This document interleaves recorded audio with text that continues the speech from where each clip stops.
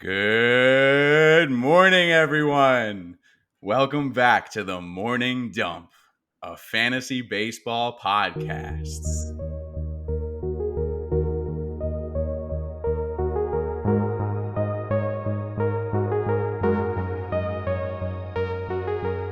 Happy St. Patty's Day to all the Irish folks out there. And oof, I just turned 30 yesterday. 30 and thriving, baby. Let's go. Today, we are going to speak about points leagues. In a former episode, I shared my opinion on points versus categories, and that I've come to prefer categories leagues because in points, I found myself really just looking at one number, while categories, I'm able to design a team that is dominating many of the categories while punting some others. Well, since creating this show, I have reconnected with an old friend. He played on our high school baseball team and was trying to make it on some college teams before suffering a torn labrum and dislocated shoulder. But nonetheless, he's a diehard lover of the game and has been a big supporter of the show. Appreciate you, man. Earlier this week, he shared with me how he appreciates points leagues from a player's perspective because they factor in more stats with respect to your fantasy team that more accurately represent a player's full contributions on the field, which makes me really appreciate it myself. Hours later, I come across the Points League pros on Reddit. Two gents by the name of Louis Calabro and Justin Chernow, who have been dominating points leagues for about 14 years now. I saw them posting on Reddit about how much fun points leagues can be and offering content on how best to structure and attack your points leagues and much more, which there is quite a lack of content on out there. I reached out to these guys, and without further ado, may I present the Points League pros. Fellas, thank you very much for joining the morning dump today. Matt, thanks for having us. Big honor. We're very excited to be here. Really glad to have you both here. It's great timing for folks to start following you guys and all the content you're putting out there, as we're about 3 weeks away from opening day. So let's get to it. Yeah, they kind of sprung it on us, right? Like we didn't know if we were going to have a season right away, and then all of a sudden, boom, go. There's a bunch of updates, a bunch of people getting injured, traded. It's been crazy, but it's been a lot of fun. So fast, man. So much to keep up with. I'm loving all the action out there. Guys getting signed left and right. Some trades happening. The reuniting of Sonny and Gary over in Minnesota, huh? So my first one for both of you guys. Can you each offer us two more reasons why you have come to prefer points leagues to Cats and Roto? Yeah, sure. Justin, if you don't mind, I'll go first. Go ahead, take it. All right, man. So to what you were saying earlier about your friend's point, I agree very much, and I think it's very fun when you're playing in a points league because you're drafting players for their overall contributions, right? Like a lot of times when we were playing roto or category leagues, I would find myself looking at one or two statistics, especially as you get into those middle to later rounds. You'll start looking at two category contributors and you'll feel excited about taking them. Whereas in a points league, you're looking a lot more at what they're doing as far as it contributes to the team that they're on. Are they getting on base more, right? Like on base percentage, for example, is something that I know some leagues use on base percentage a lot, but points leagues on base percentage is like a pivotal part. Like our walks getting factored in there, like strikeouts, how often are they striking out?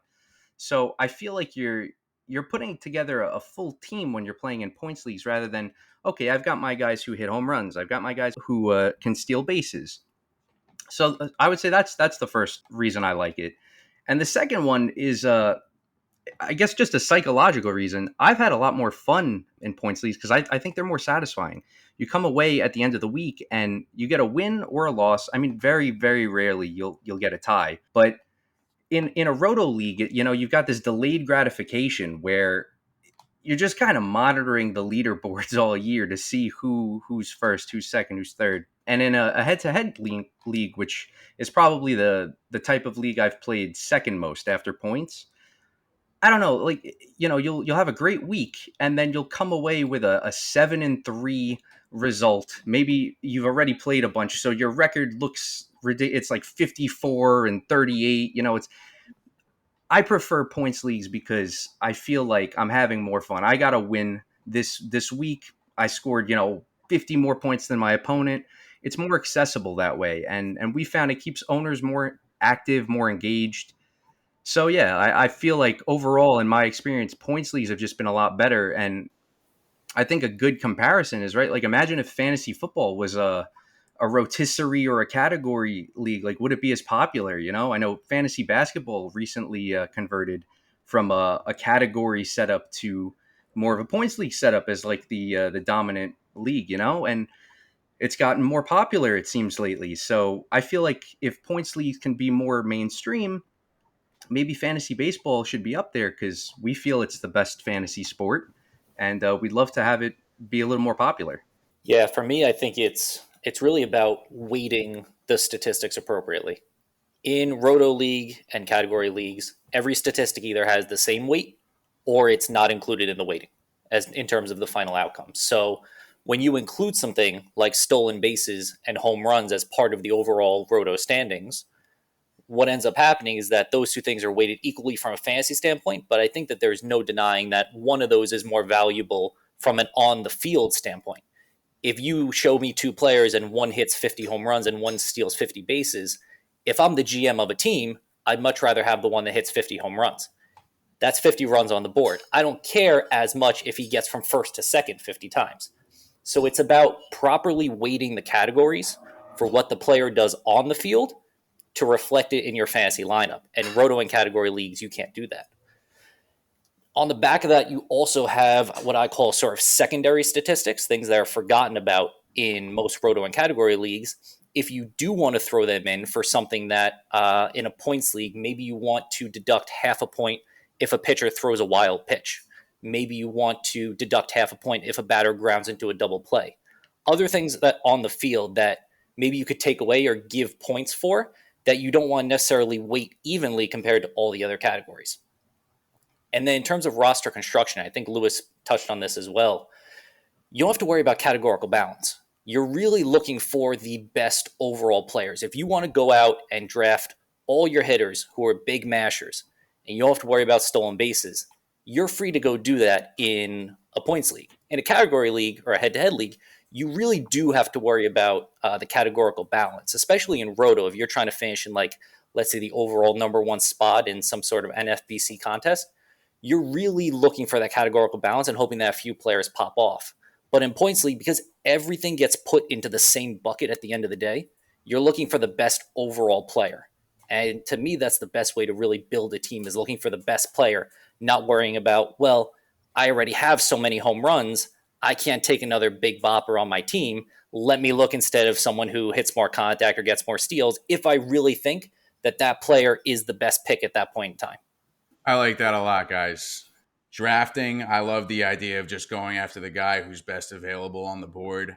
I mean, there's so much to be thinking about in between your picks. Now you're on the clock. It's ticking. It's going faster and faster. You got to pick a guy. It's cool to just be able to go after the guy best available that's going to contribute the most to your team. And when it comes to points, also, I mean, I like that you brought up fantasy football because it's by far the most popular fantasy sport. And that's a big thing that I'm interested in doing here, is converting more folks who play fantasy football to trying out baseball because they don't know what they're missing. There's such a big difference between, setting your lineup once a week and seeing the guy you're playing get 200 yards and 3 touchdowns. You're like, oh, all right, on to next week. Versus, every day you have guys playing, you're making your pickups. Like, it's a whole different experience. The daily action. I mean, the sample size in football is so small too, right? And there's so much about game planning and coaches' decision making that's out of real our hands as the fantasy players, where if a team's up and you have a wide receiver and they're running the ball now, you're out of luck. But in baseball, especially on the hitter side, right, everyone gets their shot in the lineup. Everyone comes up in the lineup. So you're getting that at bat no matter what the score is. But in football, it's about opportunity. It's about game plan, and a lot of that is somewhat random and out of the hands of us as the fantasy managers.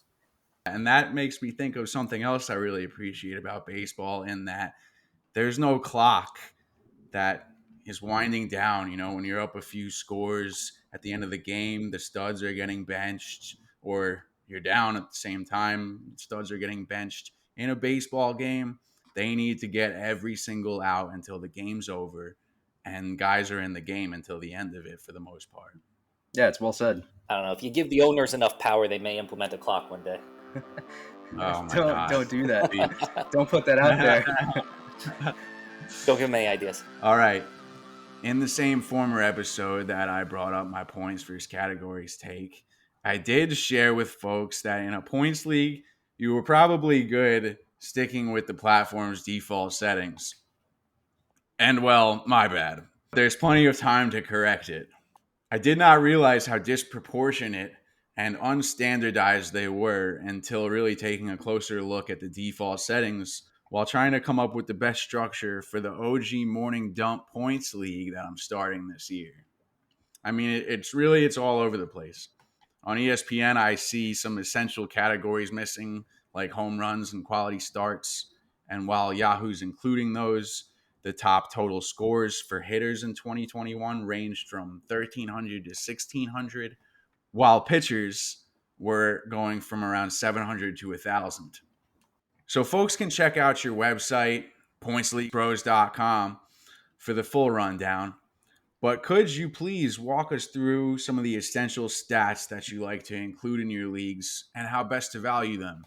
Yeah, so I think that it's a lot of the stats that are traditional to normal baseball, right? Total bases, you could do 1 point for a single, 2 points for a double, 3 points for a triple, 4 points for a home run. You're going to have points for things like runs, RBIs, stolen bases. On the pitching side, you're likely going to have innings pitched, so every out is worth a certain number of points. Every strikeout is worth a certain number of points. Then you can deduct points for things like earned runs. So these are all the sort of standard that I say they're available in Roto as well. Like earned runs is sort of a proxy for ERA. Walks from the pitcher side and hits allowed are a proxy for WHIP. So a lot of them are somewhat standardized, but you also do have a number of the other statistics that I mentioned before, things like ground into double plays, wild pitches, balks, errors, if you want to include that from the fielder's perspective. So there's a bunch of other things that you can give smaller points to if you wanted to have that little bit of increase or decrease or separation between two different players. I think the main thing that we see as value from a points league standpoint is from the hitter side, there's really a disconnect where you know that for a hitter, striking out is bad.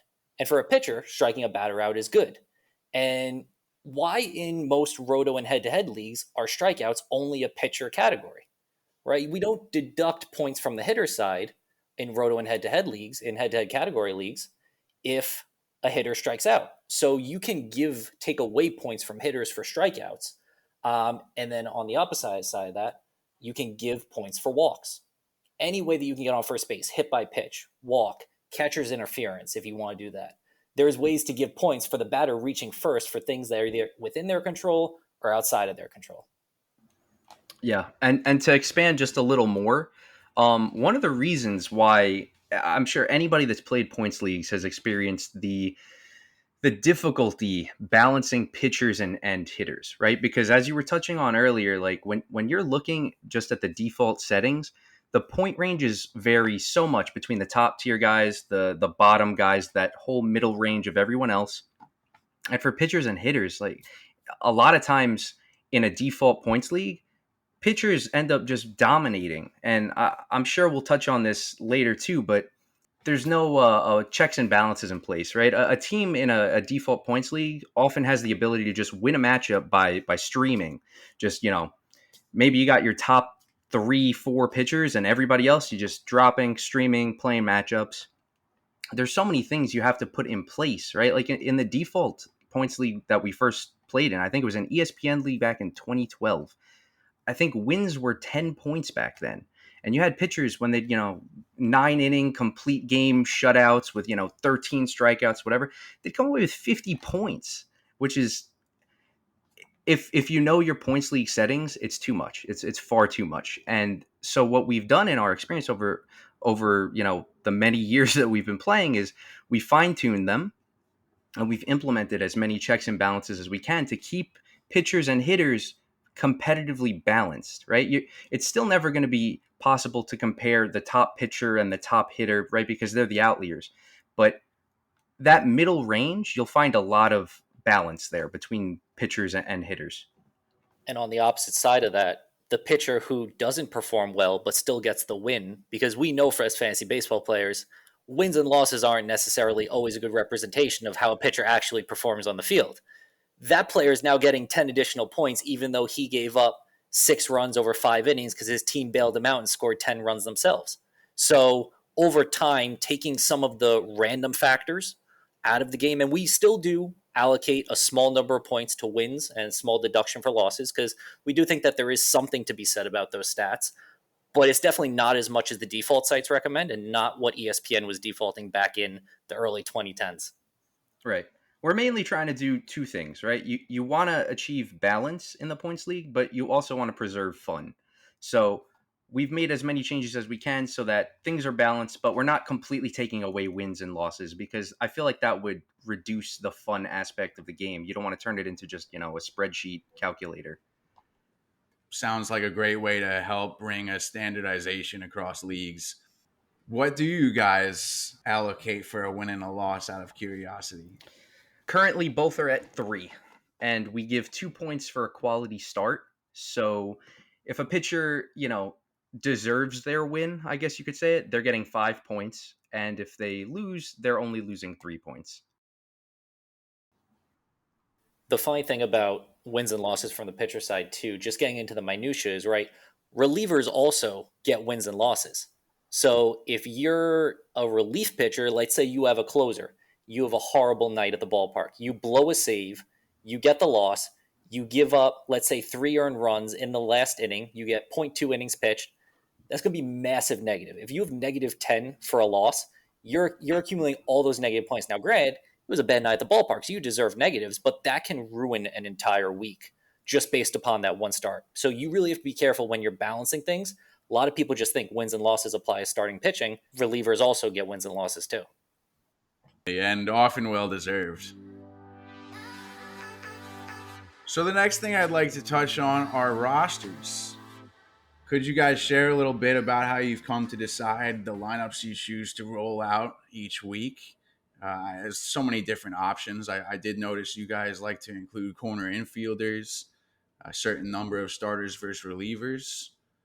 So the corner and the middle infielders were added, I want to say a couple years ago, maybe 3-4 years ago, mainly in an effort to buff hitting on draft day. So without those slots, every day you have less active hitters who can accumulate points. Even with all the checks and balances we put in place, pitchers that pop off can get anywhere from 20 to, let's say, 35 points if they're throwing a no-hitter out there. That can still have a huge impact on a week. But that's not a bad thing. If they're pitching really well, they should have a huge impact on a week. It only becomes an issue when the hitters can't keep up, because then what happens in a points league draft is you don't want the first 3 rounds to be all pitchers, or like give or take, a couple of top tier hitters. And that can happen. We've had that happen years ago where that's the case. And so what we do is we try to think, okay, how can we make it more balanced? How can we incentivize people to draft the top tier hitters? Maybe not 1-to-1 where their head-to-head ADP is, but closer, or maybe where the better points league hitters go up a little higher. And what we found is that with the middle and the corner infield slots, right? I think we've got 4 outfielders. We have 1 utility on top of all the infield positions. I think we're at 12 active hitting positions right now. And a good or a great, whatever you want to call it, points league hitter can score, 3 points per game. Let's just use that as a round number. That would be 36 points a day. That matches up pretty well when you consider the range that top tier pitchers can score. So that's mainly the reason for those hitting slots. I'm sorry, you want to refresh me on the second part of that question? It was the hitting slots, and what was the other? The relief pitchers? About the number of starters and relievers you choose to include. So we limit rosters right now to have 9 starting pitchers. If you have all your slots as just pitcher slots, right? A lot of times a team won't be incentivized to roster many closers, right? In a category league, a lot of times a viable option is to just punt saves. Um, Right. or conversely, to just stack up on closers and punt wins, we want to incentivize drafting a balanced team, right? We want our drafts to include relief pitchers as well as starting pitchers.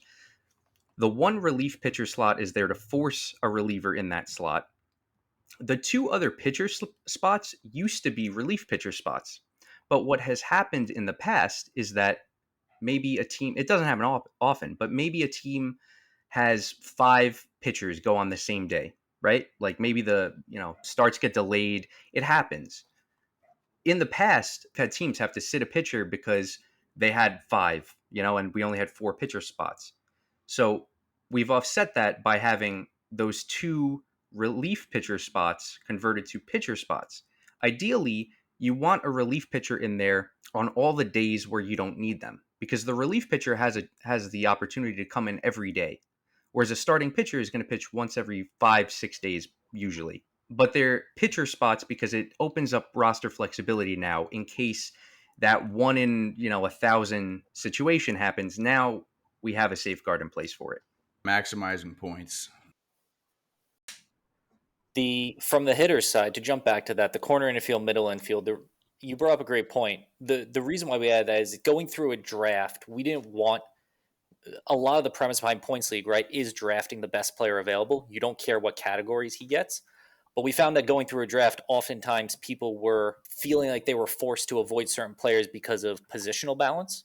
So let's say round 1, you have a middle pick, you end up with Vlad Jr.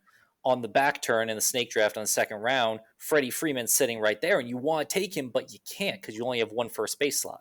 So we wanted that manager to be able to pull the trigger if they do want Freddie Freeman. Obviously, within balance, we don't want someone drafting 5 first basemen in their first 5 pick and be able to play them all. So adding that corner infield and middle infield slot helped us in the draft provide a bit more flexibility with allowing people to not feel forced to take certain positions, especially early on in the draft. If you didn't want to get locked into locking up your first base or second base slot, to give you the flexibility to later on in the draft go and reach for that player who you really want that can break out. You can still roster that player and play them on a day-to-day basis. It thins out waivers too, right? Because if I'm remembering correctly, we added the positional spots without reducing the same amount of bench spots. So we increased the overall roster size with those changes when we implemented them. And the reasoning behind that is because a lot of times in the fantasy baseball season, right, we have our pre-draft rankings and everything, but every year you're going to have a bunch of hitters come out of the woodworks that nobody knew of, and now they're producing at good to great, occasionally even top tier, Mike Trout rookie year levels, and teams are going to pick them up. It's about opportunity cost of filling that slot on waivers. So if I think a player is going to get 300 points this year, hitter, and I think that the top player on waivers is going to get 290, why would I ever pick up that player for 300 if there's not much of a difference about what I can get on waivers? So in that case, people would then always default to more pitching. So the more hitters that are drafting a draft, it thins out waivers, lowers the opportunity cost that you can replace that player later on with someone else as good. And it just pushes hitting up kind of across the board, helps in points leagues really get hitting sort of going on the draft. Well thought out, fellas. To your point, guys come up. I mean, you're finding guys on the waivers very often that are league winners. Just go back and look at all the guys who went undrafted in your past leagues. You'll be shocked. One sticks out, Cedric Mullins, right? I don't think he went drafted. Yeah, there you go. No, he came up and he was a top outfielder. And that's funny you say that, because outfield usually is the position where that happens the most. I'd like to play a little game called Pump or Dump. So if you guys could throw some names out there that you're pumping and dumping on draft day, guys you feel like with respect to points leagues compared to the rankings that are out there that are more catered towards roto and categories, are being under and overvalued in points leagues, and why? Yeah, it sounds like a fun game. I'll do a pitcher first. I think Luis Castillo is being underrated right now. Ooh. Pitchers that throw a lot of innings, typically good. Castillo is pretty good at throwing a decent amount of innings. But the reason he's getting discounted is because his first half and his second half numbers were two totally different stories. He had a 3.18 ERA in the second half last season. He had a 4.65 ERA in the first. The velocity was shaky in the beginning of the year. If you look at his pitching charts on Fangraphs, the velocity charts, he was right back to where it always was by the end of the year. He increased the K9 from 8.42 in the first half to 10.16 in the second. He reduced his walks by about zero point 0.8. And last year, he got a little unlucky too. He had a 318 BABIP. His career BABIP against is a 287. So if you look at everything, you come away with a pitcher that got a little unlucky, had a worse first half than second half, finished the year strong. His xERA was actually a third of a run lower than his actual ERA. So for me, Castillo's a no-brainer where he's going right now in a points league. I think also on top of that, you have to factor in the point that he might get traded because the Reds are trading everyone. I think they traded the ball boy today. Yeah. And that's only going to help his value, right? I mean, NL Central's pretty weak in terms of the hitting from the other teams, but that ballpark is atrocious to pitch in. So you have to figure if he goes somewhere, especially maybe somewhere with warmer climate, considering how his stats look compared to if you compare it overlay with a weather chart, does historically pitch better in warmer weather. If he gets traded to, let's say, like the Marlins or somewhere down south where the weather is a little bit better, somewhere in California, that he could provide some decent value compared to where he's going for his ADP. Yeah, definitely. Some other names, just quickly. Anthony Rendon. He's averaged 3.5 fantasy points per game if you go all the way back from 2017 to 2021. He was hurt last year. The Angels were, just kind of all over the place. They all look healthy so far this preseason. I think a healthy Rendon is going to be productive in a points league. Yuli Guriel, a very good strikeout to walk ratio, very underrated in points leagues. He's usually a solid performer, but he gets overlooked in roto and head-to-head category leagues because he's not going to hit you the 25 home runs, or really all he does is he hits for a high average. But in a points league, he's getting on base, walking all the time.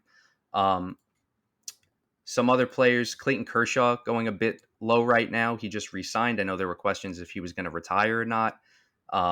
I like Clevenger as a bounce back this year. And Max Muncy would be the other one I would highlight for a pump in a points league. He's underrated, and the recent report is that he expects to be ready for opening day, and he's been a points league monster forever. If we're dumping players, I'm dumping Sally Perez, no question about it. Oh. He had the highest O swing of all qualified hitters last year. He swung at 48.3% of pitches outside the zone. He also played a ton of games. We haven't really seen him play this many games and last into the next year. So I expect fewer games played this season than he played last year. And I like to think that if he's swinging at more pitches outside the zone than any other qualified hitter, maybe the strikeouts go up a little bit. Maybe that hurts you. Not that he's a bad player, but if you're taking him in the late second, early third round of your points league, I think you're passing a value there. Shane McClanahan, I think a lot of people are projecting him as if he's already going to pitch a ton of innings. And maybe in a roto or a head-to-head league, the strikeouts are all they're focused on. But in a points league, he only pitched about 120 innings last year. I would look at him more similarly to Shane Baz, his teammate. A young pitcher with a lot of promise where there's going to be innings limit concerns through the season. So I think he's going a bit high for my taste too right now. Good chance of that. McClanahan's going several rounds ahead of Baz. You made me think about Dylan Cease versus Michael Kopech there. He's a guy I wanted to ask you guys about. I saw him on your rankings around the 30 mark, and I'm curious what you think about his ADP. He reached around 12.3 Ks per 9 last year. All of his stats have improved over the years since he's been in the league. but his ERA is still close to 4 with a whip at 1.249.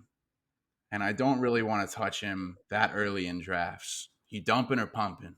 For me, with Cease, I don't know that I'd put him into either of those two buckets. He's a guy that if he falls later than I think he should, I'm not going to be too scared of taking.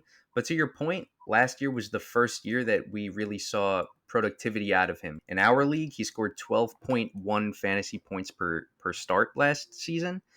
And the past 2 years, he was at 7.4 and 6.1. But that being said, he also started more games than he's ever in his career last season, and we did see a similar-ish type of jump with Lucas Giolito a couple of years back. So I do believe that the strikeout rate does mean that he's got the ability to miss bats. He's going to limit contact. That's all good. I wouldn't hesitate to take him if he fell too far, in my opinion. How about you, Just? I think for me, and everyone has to kind of know the way that they draft, and I'm a fairly conservative drafter. I think at that ADP, I'm dumping just for my personal taste. Because if you think about the two options here, and I really think it's sort of Cease is a great player for two different extreme ends of the spectrum. I think he can put everything together, end up as a 15, 16 point per game player. I also think he can revert back to what he did previous years. Control issues, walks go up, ends up as, call it, an 8 to 9 point per game player. But at that ADP, at the cost that it's going to take for me to get him, I think there's a lot safer picks that I feel more comfortable about.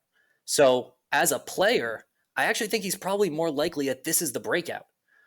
But given the cost of what it's going to take, I think there's other players around the ADP that I personally feel more comfortable building my team around and going for someone who has that breakout potential a little bit later. Appreciate the tips on these guys. Love Rendon. I had him when he was going off a few years ago. Some injuries slowed him down, but hey, there are a lot of guys coming off of injuries that could really be league winners this year late in drafts. I saw one of you had Verlander up to 15 on your pitcher ranking. Justin's baby this year. Woo, I love him too, man. He could be he ages like fine wine. The guy had two of his best seasons in 2018 and 19. I mean, at this point, he's further removed from his Tommy John surgery than Chris Sale was when he came back.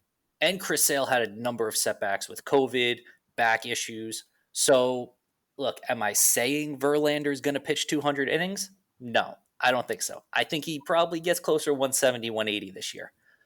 But I don't see why the quality isn't going to be close to what he's given us in the past.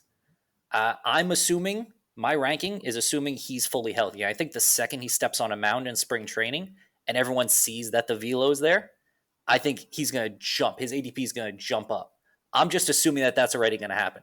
And that's where I would rank him, assuming that he's healthy. He's going between 100 to 150, depending on the platform.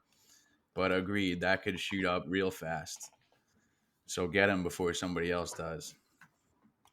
Another guy I love is Clevenger. Glad you mentioned him. I mean, we were talking about him, top 15 rankings. You know, the Tommy John plagued his 2020, wiped out his 2021. But he's got some fantastic career numbers, 3.19 ERA, 1.186 whip. Gets his strikeouts. I think he could be great value going after the 150 ADP mark. Yeah, I've always been a big Clevenger fanboy. I know Justin is a bit more nervous, but I'm ready to draft Clevenger in our league this year, unless he gets sniped from me. How much fun to watch him on the mound with the little shimmy. I know.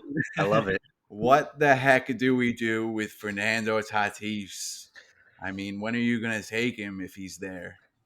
I think when I'm looking at Tatis versus like Glaber, Torres, like that tier, I'll probably go Tatis just because, like with Glaber, there's so many question marks. If he's going to be bounce back this year or not. So it's like, all right, maybe I'll take the shot at Tatis over him. But somebody like Bobby Witt Jr., that's a really tough call. The thing about Tatis is, right, he's not a zero in your lineup for the first couple of months, right? You're going to have a replacement level player there. So you'll likely have Tatis down the stretch run of your leagues if your league does. We do playoffs. I'd rather have Tatis out these months than sometime later in the season. Now, obviously, there's risk he can be out both, But it's not like there's going to be a zero in your shortstop position. You're going to replace him with, call it like a league average player. So it's really 3 months of a league average player, and then assuming the rest of your season with Tatis, including playoffs, versus Bobby Witt, which is an unknown. And that's where it gets a little interesting to me. And that's another point I made about Chris Sale with the news coming out today with his ribs. I think Chris Sale was going to be on innings pitch count anyway.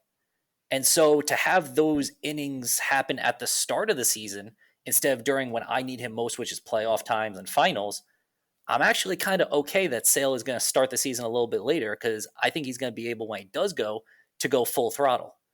And then if you have IL slots in your league, which we do, we have, I think, 4 or 5 IL slots, you can slot him in there, pick up someone else on waivers. It's call it a league average player. They're not going to be Chris Sale. They're not going to be Fernando Tatis, but they're just a stopgap to get you to that point. You have to worry about all the combined injury risk on your team. You don't want to take all those guys who are going to start the season hurt, but I don't think there's anything wrong with taking 1 or 2. That's league winning mentality right there, man. I got to get my pump in for one guy, if you don't mind. Oh, please do.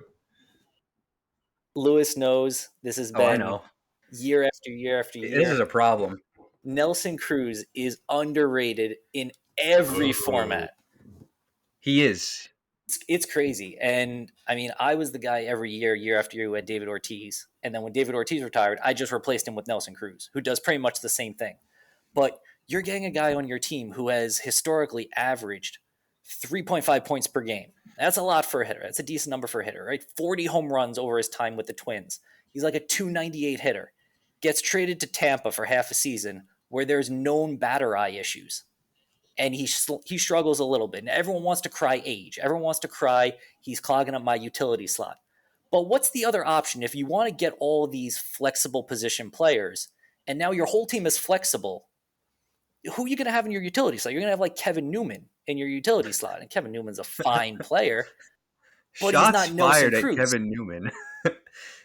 There's no reason why you should. It's crazy. There's no reason why people should be scared about filling up their utility slot early in the draft. And Nelson Cruz, now in Washington, I think is a great hitter's ballpark. He'll be hitting right behind Juan Soto, who gets on base 50% of the time. I am buying him everywhere I possibly can. He's a monster. He's a machine. He smashes the ball. And yeah, he's going to be playing at the top of that lineup. Justin does need to go to rehab, though, for his Nelson Cruz addiction at this point. It's been every year, and he's right. That's the worst part about it. He's totally right, but the man is obsessed. I mean, I end up with the same type of players every year. They just get 1 year older, but they keep doing the same thing, so I keep drafting them. Nelson Cruz, Justin Turner, all guys who I love year after year. Turner, a big producer in points leagues also, and at a shallow position. Oh yeah. If you miss out on the top guys, somebody to look at for sure. All right, fellas, major respect for putting yourselves out there. Plug whatever you got going on, your websites, your medias, anything else. The floor is yours. Thank you. And thanks for having us. It's been a great time. You can find our website at pointsleaguepros.com. Our Instagram is the exact same handle, Points League Pros. Our Twitter, PointsLGPros. And we also have our own podcast. You can find us on Spotify, on Apple Podcasts. What kind of content are you guys dropping during the season? Just all rotisserie content. Just nothing about points leagues at all. No, it's just all points league content. Trying to help people win their points leagues and make them more accessible. Awesome. How often? It's weekly. Right now we're going through our positional rankings. Our last podcast was actually, we just finished up the TGFBI draft in NFBC. So we're in one of the 31 leagues, the industry leagues. So really excited to be invited there for the first time. So feel free to listen. It's a bit of a divergence for us, right? Because that is a roto league and we're just 2 points league pros. So we're hoping to do our best. Expectations are really low though. So that's good. Hopefully we can surpass them. But yeah, we try and do weekly. Right now we're doing positional rankings. We'll try and get some out given how short the off season is going to be. Maybe 2 a week going into the start of the season, get everyone sort of prepared and ready for their drafts. Maybe we got to have a reunion mid-season, something like that. Definitely, man. Okay, well, finally, I would love to extend to you guys an invitation to play in my OG Morning Dump Points League. We'll definitely be adopting a lot of the settings that you shared with us today. Again, appreciate it big time. We would love to have you guys be a part of it. Dude, we are honored that you even thought to invite us. We will gladly accept your invitation. Sounds like a ton of fun. Let's have a good season, man. Hell yeah, let's do it. Baseball's back, baby. All right. Thank you all for joining us. And remember, can't have your coffee without the morning dump.